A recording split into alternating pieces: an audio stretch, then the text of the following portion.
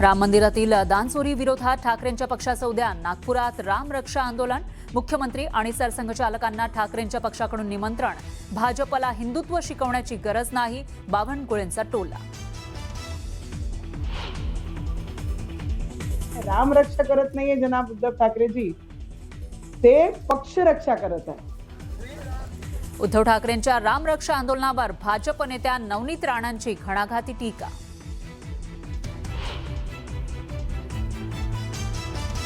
जयंत पाटलांनी मुख्यमंत्र्यांपाठोपाठ उपमुख्यमंत्री एकनाथ शिंदेंची भेट घेतल्यानं राजकीय वर्तुळात चर्चा।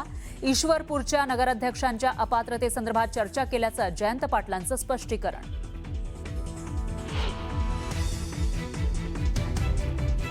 येणाऱ्या 15 दिवसांमध्ये सुमित्रा वहिनी आणि सन्माननीय शरदचंद्र पवार साहेब हे दोन्ही पक्ष एकत्र येतील।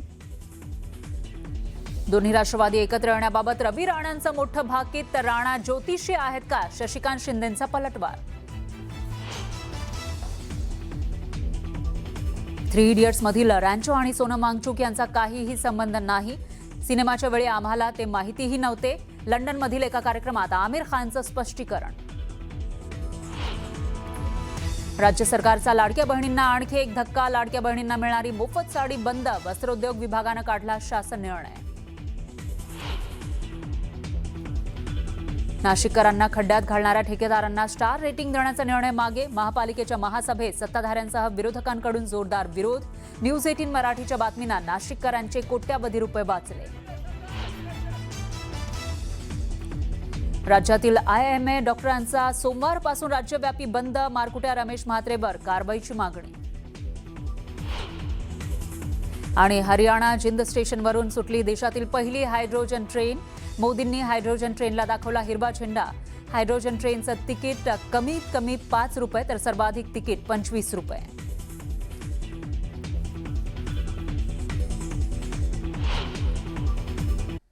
पाहुयात पुढची बातमी। मुंबईमधल्या विविध भागातील झोपडपट्टी पुनर्वसन प्रकल्पामधील वयोवृद्ध, विकलांग आणि दिव्यांग नागरिकांना आज घरं दिली जात आहेत। वांद्रे इथल्या SRA कार्यालयामध्ये अलॉटमेंट लेटर त्यांना देण्यात आलं आहे घरांचं। मुंबईमधल्या अनेक प्रकल्पामधील 50 पेक्षा जास्त लोकांना अभिनेता सलमान खान यांच्या हस्ते ही अलॉटमेंट लेटर देण्यात आले आहेत। SRACO महेंद्र कल्याणकर यांच्या संकल्पनेतून हा कार्यक्रम आज SRA कार्यालयामध्ये पार पडलाय।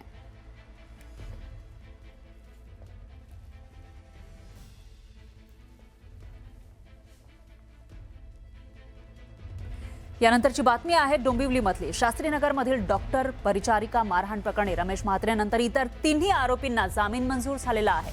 अक्षय कारंडे, रमेश पवार आणि प्रमोद निकम या आरोपींना कल्याण सत्र न्यायालयानं 20,000 रुपयांच्या जात मुचलक्यावर जामीन मंजूर केलाय। मुख्य आरोपी असलेला माजी नगरसेवक रमेश म्हात्रेला 2 दिवसांपूर्वीच न्यायालयाकडून जामीन मंजूर करण्यात आला होता आणि आता इतर आरोपींना सुद्धा जामीन मंजूर झालाय।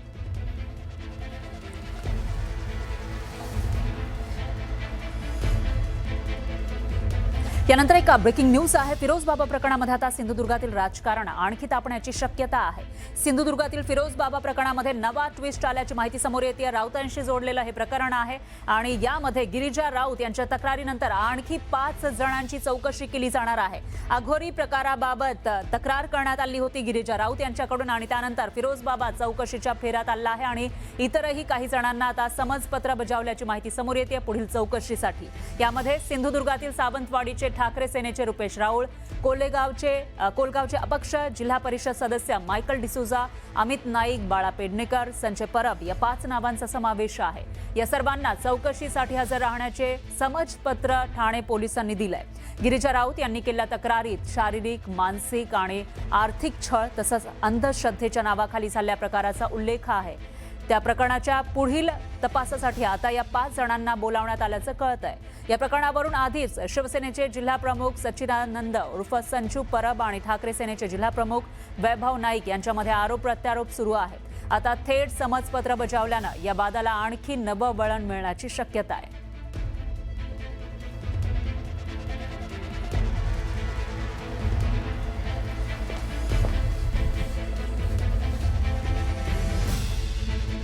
आणखी एक ब्रेकिंग न्यूज आहे. कोल्हापूरमधील भाजप कार्यकर्ते सूरज साखरेंवरील गोळीबार प्रकरणामध्ये एक महत्त्वाची अपडेट आहे. तीच आपण या ठिकाणी बघणार आहोत. रफिक मुल्ला, शहबाज मुल्ला या दोघांना अटक करण्यात आली आहे. कोल्हापूरमधील भाजपच्या सूरज साखरे गोळीबार प्रकरणामध्ये आता दोघांना अटक करण्यात आली आहे. त्यामध्ये रफिक मुल्ला, शहबाज मुल्ला यांना अटक केल्याची माहिती आहे आणि जयसिंगपूरच्या अंकली पूल परिसरामधून त्यांना जाळ्यात घेतल्याचं कळत आहे. स्थानिक गुन्हे अन्वेषण शाखेनं ही कारवाई केली आहे. सुपारी देऊन साखरेवर गोळीबार केल्याचं निष्पन्न झालेलं आहे. भर दिवसा सूरज साखरेंवर गोळीबार झालेला होता आणि सुपारी देऊन हा गोळीबार घडून आणला अशी माहिती समोर आली आहे. याच प्रकरणामध्ये दोघांना अटक करण्यात आली.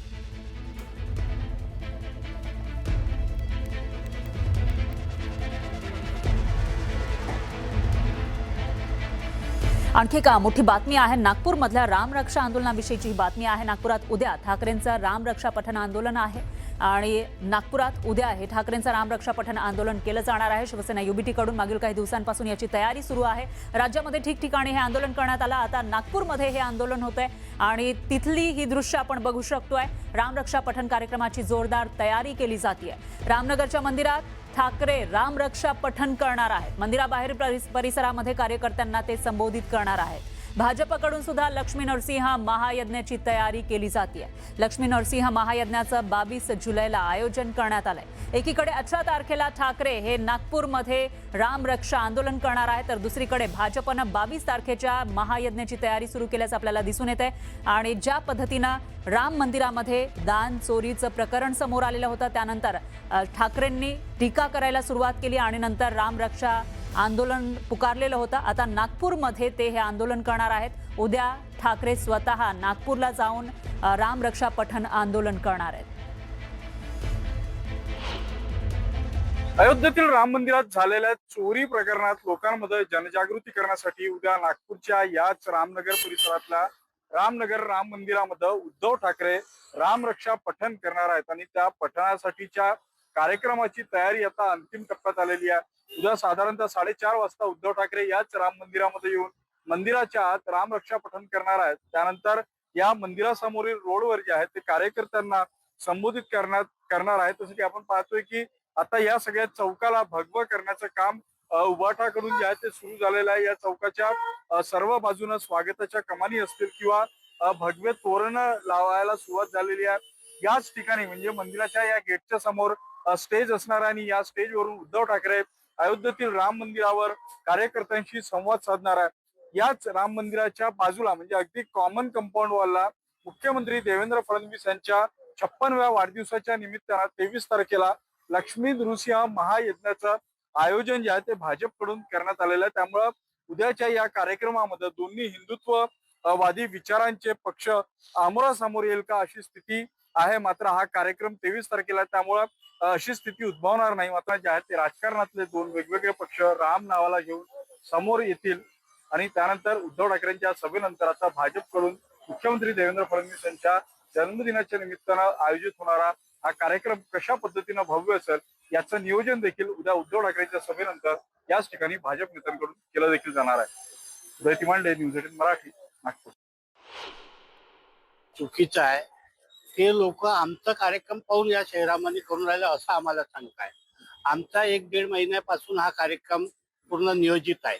कारण की देवेंद्रजी कधीही आपला जन्मदिवस मनवत नाही, पण नागपूर शहरात आमचे सर्वांचे आवडते मित्र नेते आमचे संदीपजी जोशी यांनी सर्वांसोबत चर्चा करून आपण देवेंद्रजीचा 56वा वाढदिवस केला पाहिजे आणि त्यांचे जे कुलदैवत आहे लक्ष्मी नरसिंह त्यांचं एक यज्ञ आपण सर्व समाजात मिळून करू. कारण की देवेंद्रजी संपूर्ण समाजाला, बहुजन समाजाला घेऊन चालणारे नेते आहे, म्हणून आम्ही सर्व लोक त्यांचा हा कार्यक्रम करण्याच्या प्रतिज्ञा घेतलेली आणि ते पूर्ण करू.